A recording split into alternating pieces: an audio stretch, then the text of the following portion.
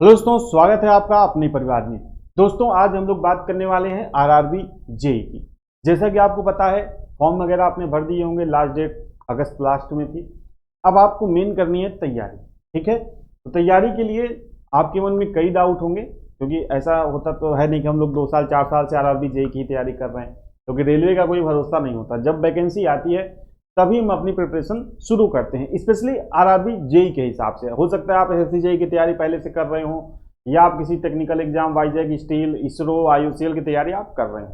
ठीक है, तो जो लोग यहाँ पर बेसिकली देखिए, जो पहले से टेक्निकल तैयारी कर रहे हैं, हो सकता है उनको कुछ आइडिया हो, लेकिन काफ़ी स्टूडेंट्स ऐसे होते हैं, मैं खुद उसी में कह रहा हूँ, कि जो टेक्निकल होते हैं लेकिन धीरे धीरे नॉन टेक्निकल फील्ड में आ जाते हैं। यानी कि आप अपनी तैयारी बदल लेते हो, टेक्निकल में बहुत दिन वैकेंसी नहीं आती तो आप नॉन टेक्निकल की फील्ड की तरफ मूव हो जाते हैं, जैसे कि आप एसएससी की तरफ चले गए, या जो आपके स्टेट एग्जाम हो गए उसकी तरफ चले गए।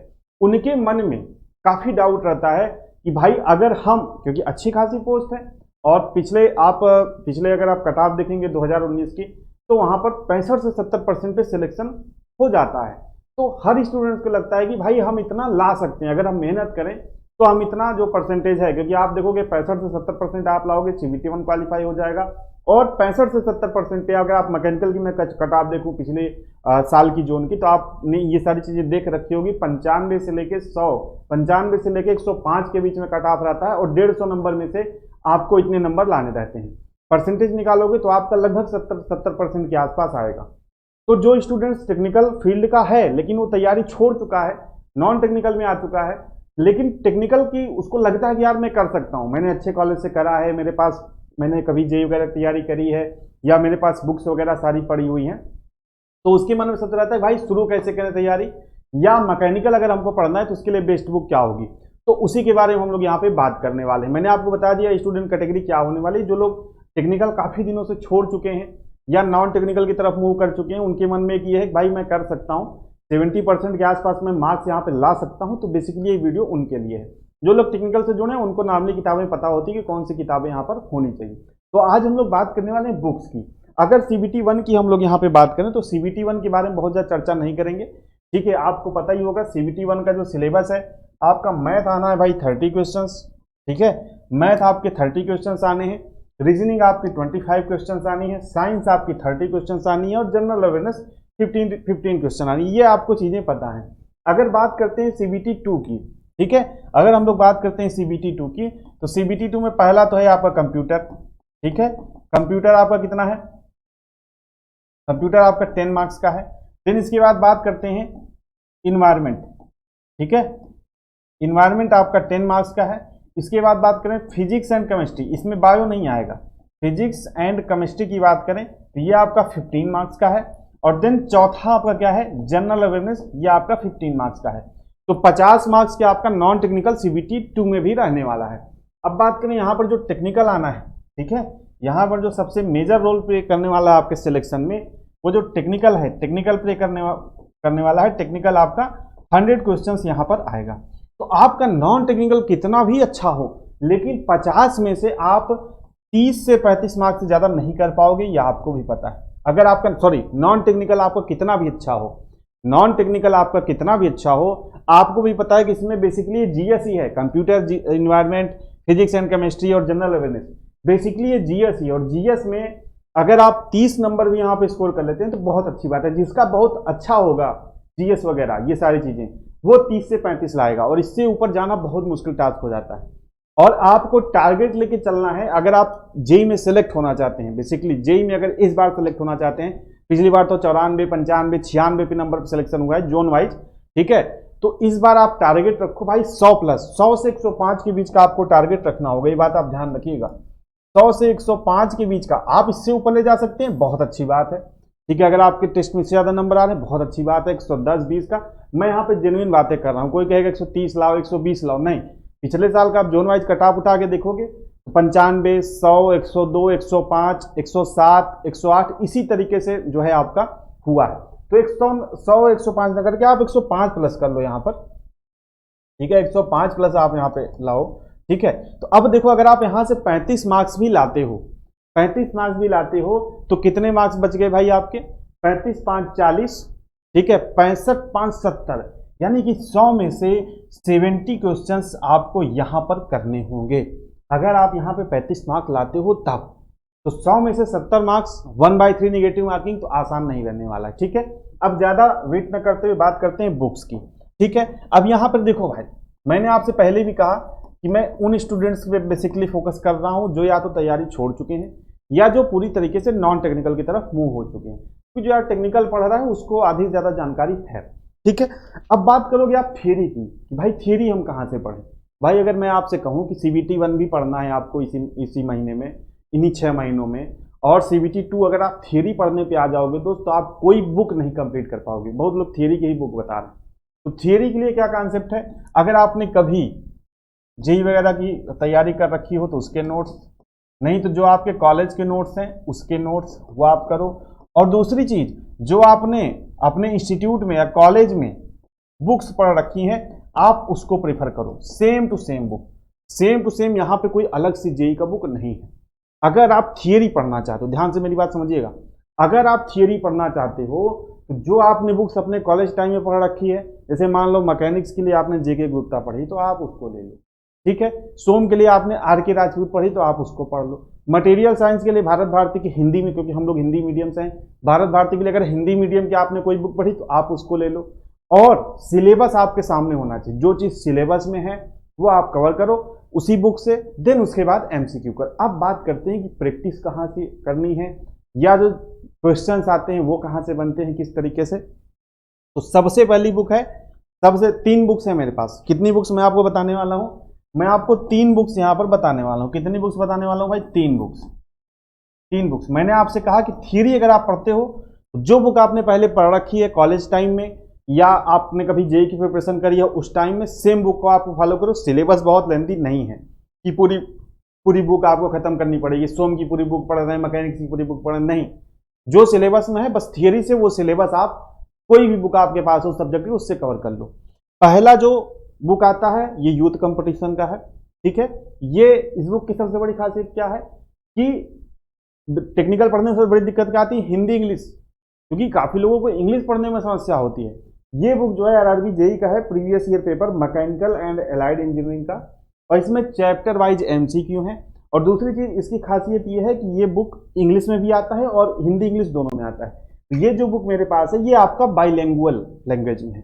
और इसका सबसे बड़ी खासियत क्या है कि इस क्वेश्चन के साथ साथ इसका एक्सप्लेनेशन भी आपको नीचे मिल जाता है शॉर्ट फॉर्म में। तो अगर मान लो कोई प्रश्न आपको नहीं समझ में आ रहा तो नीचे इसका एक्सप्लेनेशन या इसका सॉल्यूशन भी आपको मिल जाता है। ठीक है, तो अब इस बुक को सबसे पहले आपको फॉलो करना है। जो लोग तैयारी शुरू कर रहे हैं, जिनका टेक्निकल काफी दिन से छूट चुका है, सबसे पहले क्या करना है, सबसे पहले इस बुक को फॉलो करना है।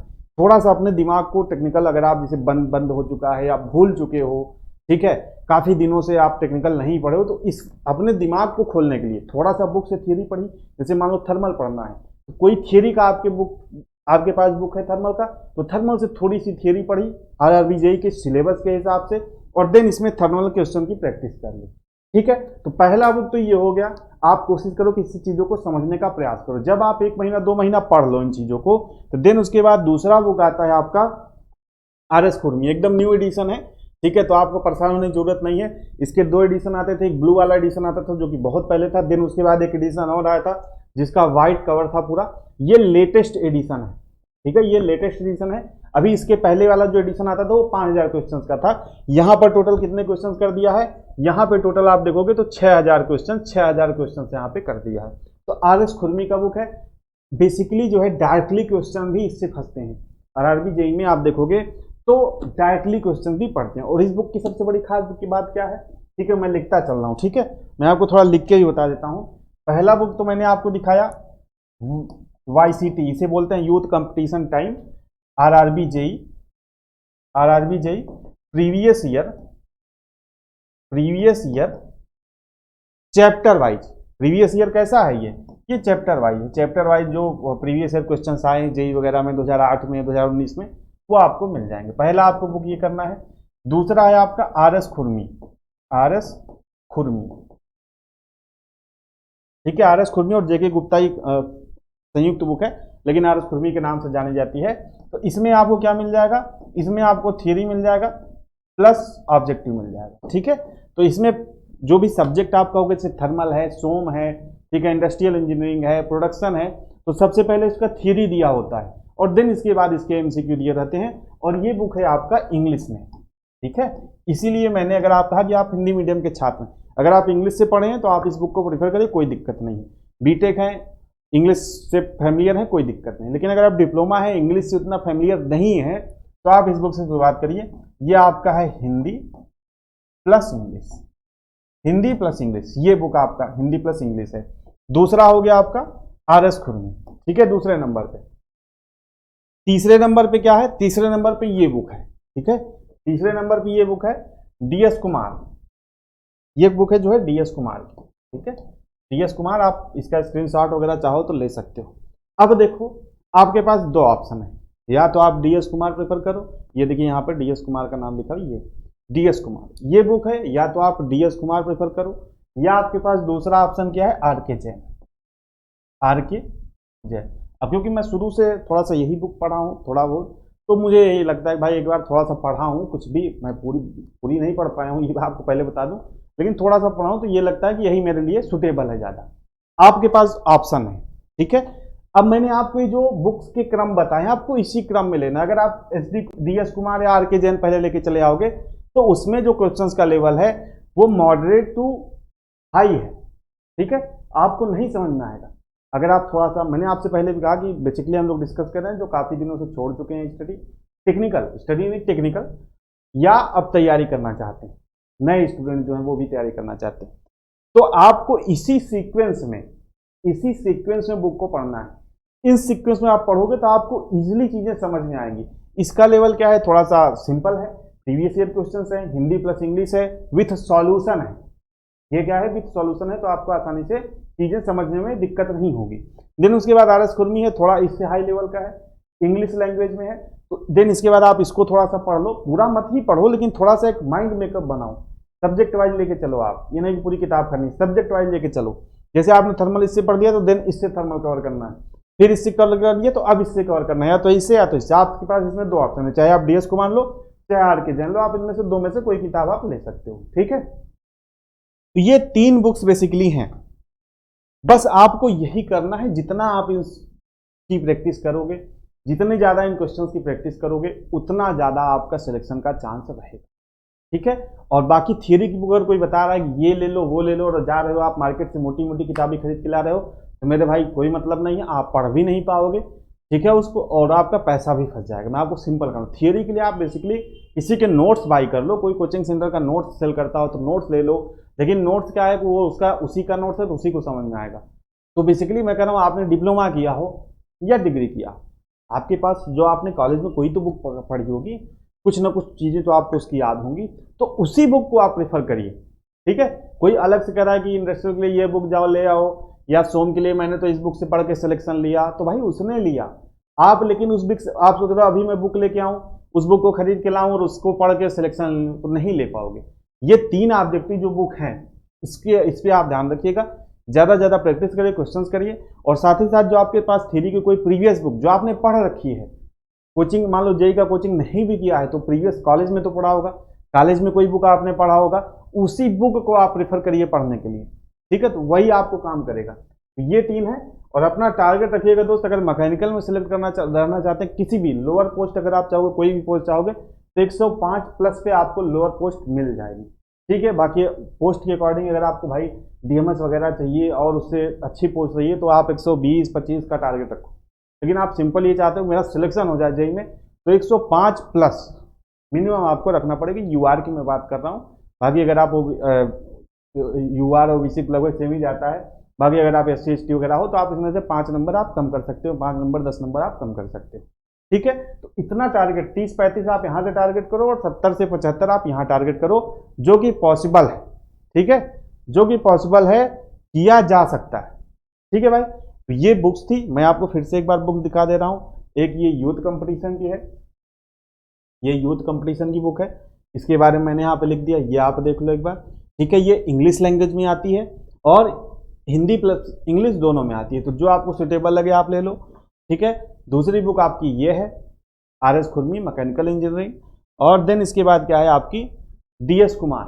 DS कुमार लो आप, चाहे आप RK जैन लो, ये आप अपने हिसाब से आप देख सकते हो कि आप चाहे DS कुमार लो चाहे RK जैन लो। ठीक है भाई, तो उम्मीद करता हूँ वीडियो पसंद आई होगी। बाकी डिप्लोमा मैकेनिकल इंजीनियरिंग से रिलेटेड ढेर सारे टिप्स और ट्रिक्स मैं आपको इस चैनल पर लाता रहूँगा। तो चैनल को सब्सक्राइब नहीं किया तो चैनल सब्सक्राइब जरूर कर लीजिएगा। मिलते हैं नेक्स्ट वीडियो में नई जानकारी के साथ। जुड़ने के लिए आप सभी का बहुत बहुत धन्यवाद।